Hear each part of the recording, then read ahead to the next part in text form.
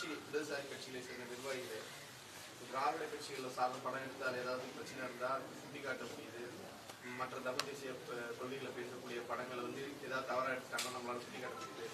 ஆனால் இடதுசாரி கட்சிகள் இடதுசாரி சார்ந்து எடுக்கக்கூடிய படத்துல எங்களுடைய கருத்துக்களை சொன்னா ஏற்றுக்க மாட்டாங்க. இடதுசாரி கட்சிகளை சேர்ந்தவர்கள் இந்த படம் இந்த மாதிரியான சில பிழைகளோட தவறு சொல்லி கண்டிப்பாக முன்வைக்கிறாங்க. அதில் எப்படி பார்க்குறீங்க? இல்லை அதில் முதல்ல இது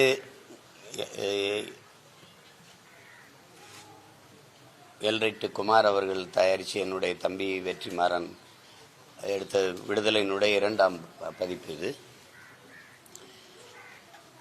முதல் இதில் பார்த்தோம், அதை எல்லாருக்கும் ஒரு எதிர்பார்ப்போடு அதை முடிச்சிருந்தார். இப்போ 2ஆம் பாகம் வந்து வெளியாகி ஓடிக்கிட்டு இருக்கு. இது ஒரு படம் அப்படின்னு நம்ம சொல்கிறத விட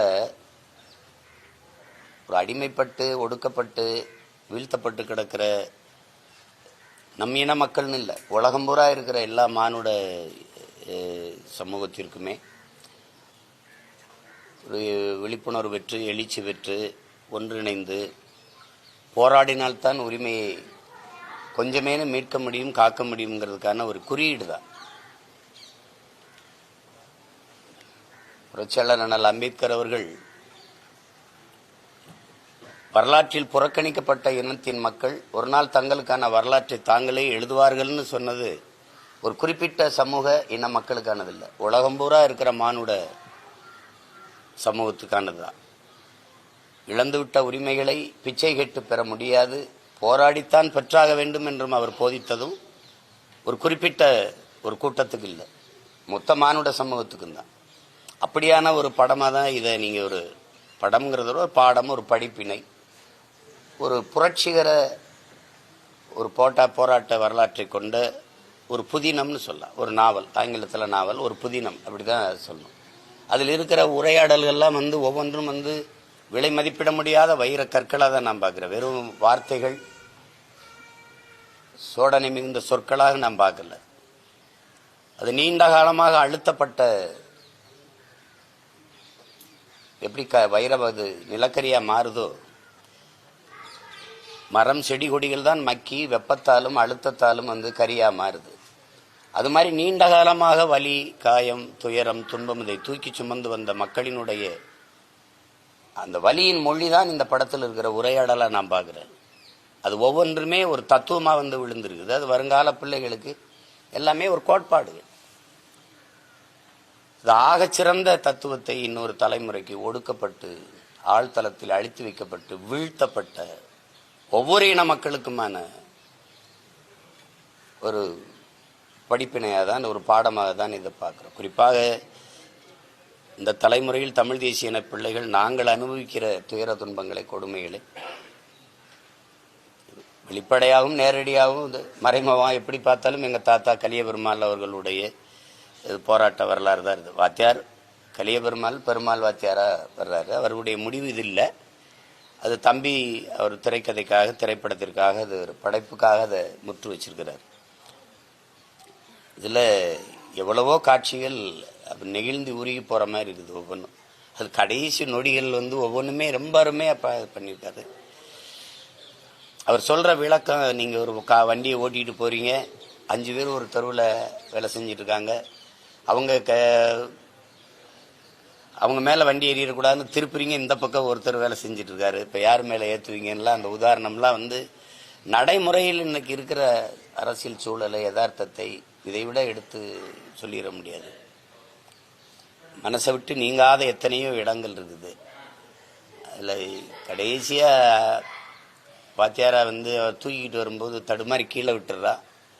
அப்போ என் தம்பி தமிழ் வந்து அவர் இது என்னடா பணத்தை கூட தூக்கிட்டு வர முடியாதா அப்படிங்கும்போது தம்பி சூரிய அப்படி நிமிந்து இப்படி பார்ப்பான் பாருங்கடே, அது பொணமாடா அப்படின்னு அந்த அந்த உணர்வு, அந்த அந்த ஒரு காட்சியெலாம் அப்படி நெகிழ வச்சிருது.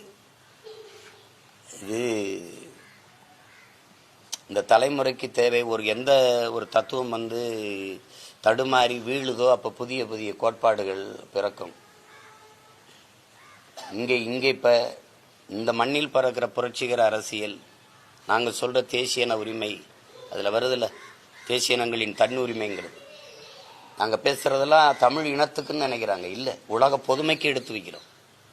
ஒவ்வொரு தேசிய இனங்களின் உரிமை என்று நாங்கள் பேசுவது வந்து தெலுங்கர்களுக்கு, மலையாளிகளுக்கு, கன்னடர்களுக்கு, பீகாரிகளுக்கு, குஜராத்திக்கு, மராட்டியிற்கு, எல்லாருக்குமான காஷ்மீரிக்கு, எல்லாருக்குமான தேசிய இனங்களின் உரிமையை தான் நாங்கள் கேட்குறோம். அப்படித்தான் பார்க்கணுமே ஒழிய இதை போய் இது ஃபாசிசம், இது செப்பரேட்டிசம், இது சாவனிசம் எல்லாம் பார்க்கறது அது சரி கிடையாது. இப்போ அந்த இதில் என்னோட உணர்வோட 100 விழுக்காடு பொருந்தி போகிற படம்ங்கிறனால எனக்கு ஒரு அளப்பெரிய என்ன சொல்கிறது மகிழ்ச்சி, பெருமை.